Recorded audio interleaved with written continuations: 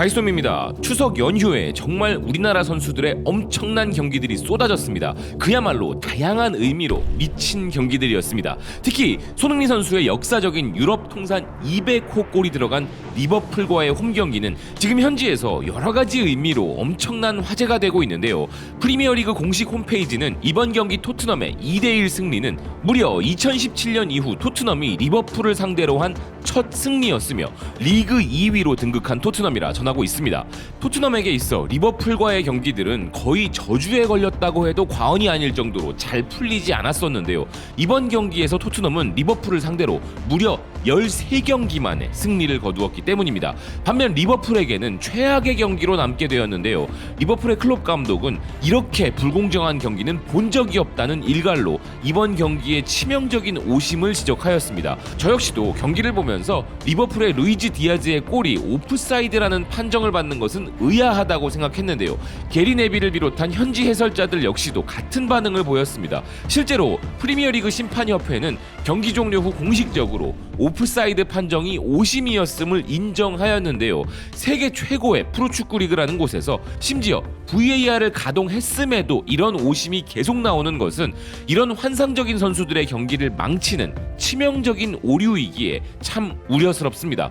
어찌되었든 리버풀에게는 최악의 경기가 된 이번 경기이지만 토트넘에게는 엄청난 상승세를 이어가는 경기가 되었는데요. 통계 매체 옵타가 전하는 것처럼 토트넘은 프리미어리그에서 2016년 이후 9경기 연속 90분 이후에 홈 결승골을 넣은 팀이 되었는데 이런 극장골 승리의 원동력을 가진 팀이 다름 아닌 토트넘이라는 것은 이전 시즌까지의 토트넘이라고는 믿기지 않을 정도로 놀라운 부분입니다. 오늘 경기를 보면서도 역시나 우리 손흥민 선수의 활약에 크게 감탄했지만 손흥민 선수를 제외하면 상대팀 선수 한 명과 토트넘 선수 한 명에게도 정말 감탄했는데요. 먼저 리버풀의 선수는 골키퍼 알리송이었습니다. 만약 리버풀이 2명의 퇴장 열세를 극복하고 이기거나 무승부로 경기를 마쳤다면 단연코 리버풀의 골키퍼 알리송이 최고의 선수였을 것이고 실제로 더 부트룸은 맨 오브 더 매치로 알리송을 선정하기도 했는데요. 메디슨의 환상적인 가마차기 슛은 물론이고 손흥민 선수가 엄청나게 빠른 템포의 발리슛을 날렸음에도 동물 같은 반사신경을 보여준 알리송 선수입니다. 그는 오늘 자신이 왜 세계 최고의 골키퍼 중 한 명인지 확실히 보여주었는데요. 그리고 토트넘에서는 당연히 손흥민 선수의 유럽 통산 200호 골을 도운 히샬리송도 고맙지만 그 이전에 히샬리송에게 최상급의 침투 패스를 제공한 메디슨의 활약이 놀라웠습니다. 현지 여러 매체에서도 메디슨을 최고의 선수로 선정하고 있을 정도로 그의 패스는 정말 일품이었는데요. 그리고 세계 최고 수준의 골키퍼 알리송을 상대하면서도 그 역시도 막을 수 없었던 환상적인 골을 넣은 우리 손흥민 선수가 정말 대단한 이유는 프리미어리그 공식 홈페이지가 전하고 있듯이 손흥민 선수는 리버풀을 상대로 한 경기에서 무려 4경기 연속골을 기록했다는 점 때문입니다. 손흥민 선수의 모든 골이 대단하지만 특히나 세계 최강 클럽들을 상대할 때는 더욱 멋진 활약을 선보이는 그이기에 더 엄청난 것이죠. 그런 점에서 이브닝 스탠다드의 손흥민 선수의 평가는 굉장한 의미가 있었습니다.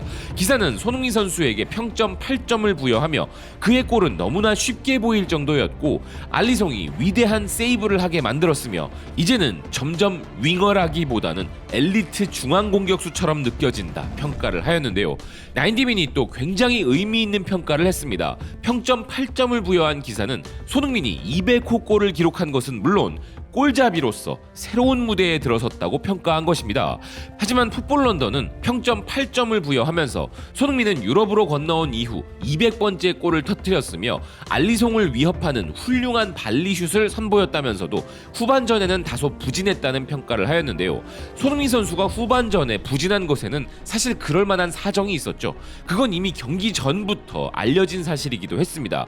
애초에 정상적인 컨디션이 아님에도 불구하고 팀에게 정말 중요한 경기에 절대 빠질 수 없다는 손흥민 선수의 불굴의 투지를 확인한 경기였던 것인데요. 실제 후반 이른 시간 손흥민 선수가 교체될 당시에 표정이 상당히 좋지 않았는데 카틸리지 프리 캡틴 역시도 손흥민이 교체될 때 다리를 절뚝거리며 나갔다고 전하고 있습니다. 그리고 경기 종료 후 포스테코글루 감독이 인터뷰에서 손흥민 선수가 가진 불굴의 투지와 리더로서의 책임감에 대해 언급하면서 알려지지 않았던 손흥민 선수의 위대함은 다시 한번 부각되었는데요. 손흥민 선수는 괜찮은지에 대한 질문에 그는 손흥민 선수가 100% 정상적인 몸이 아니었지만 그는 필사적으로 경기에 나섰다면서 손흥민 선수는 자신의 모든 것을 팀에 주려고 했고 실제로 그렇게 했다고 이야기한 것입니다.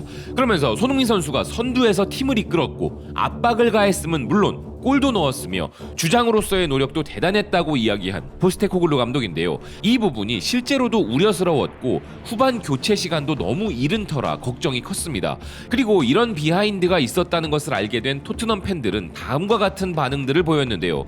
소니는 패스미스를 한 다음 볼을 되찾기 위해 40m를 질주했다. 소니의 그런 모습이 마음에 들었지만 햄스트링 통증을 느끼는 것 같았다. 루턴타운 경기가 걱정되지만 감독의 말에 따르면 그는 또 뛰고 싶어 할 것 같다. 그는 교체될 때 햄스트링 부위를 부여잡고 나갔어. 약간 불편함을 느낀 것 같다. 만약 그가 없었다면 우리는 정말 엉망이었을 거야. 루턴타운 경기는 100% 휴식, 그저 예방 조치였을 뿐이고 심각한 상황이 아니길 바래.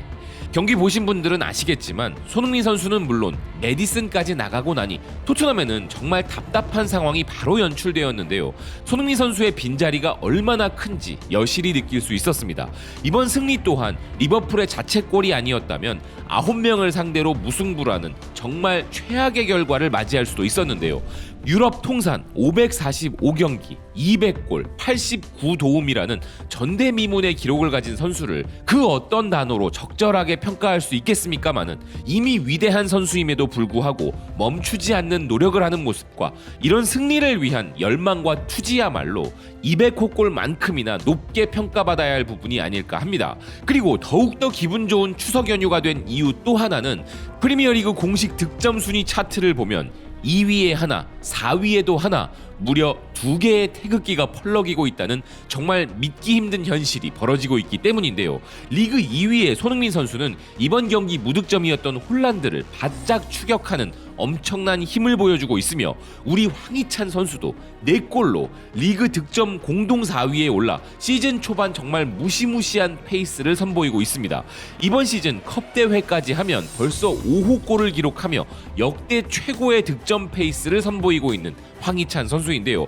특히 그가 오늘 기록한 골은 잉글랜드 현지를 들썩이게 만들었습니다.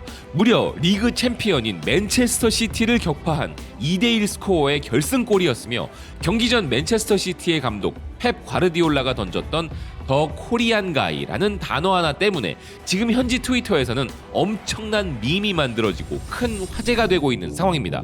골닷컴은 경기 전 울버햄튼의 공격수들을 칭찬하던 펩 감독이 황희찬 선수의 이름만 기억하지 못해서 더 코리안 가이, 즉 그 한국 사람이라고 불렀는데 펩 감독의 팀을 상대로 황희찬 선수가 결승골을 터뜨려버렸다 전했습니다. 또 다른 매체 미러 역시 펩 감독이 황희찬을 더 코리안 가이라고 부른 지 불과 24시간 만에 황희찬이 결승골을 넣어버렸다 전하고 있는데요. 펩 감독의 이 발언에 가장 크게 분노하고 있었고 칼을 갈고 있었던 것은 놀랍게도 울버햄튼의 트위터 공식 계정이었습니다. 울버햄튼 트위터 계정은 펩 감독의 발언에 대해 엄청난 조롱과 분노를 담아 대문자로 강조된 더 코리안 가이라는 트윗을 날린 것인데요.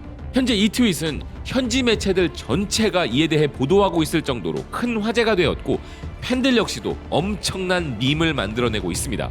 특히 로이터 통신의 보도가 정말 웃겼는데요. 기사는 이제 그 스페인 사람은 그 한국 사람의 이름을 기억하게 될 것이라며 그 스페인 사람 펩 감독에게 제대로 한 방 날려준 것입니다. 사실 맨체스터 시티는 한국 팬들을 엄청 살뜰히 챙기는 클럽으로 유명합니다. 우리나라 국경일들을 알뜰히 챙기는 것은 물론이고 이번 추석에도 축하 인사를 전한 바 있습니다. 이렇게 클럽의 이미지는 그리 나쁘지 않고 펩 감독 역시 세계 최고의 명장이기는 하지만 그는 가끔씩 이런 좋지 않은 모습으로 화제가 된 적이 있는데요.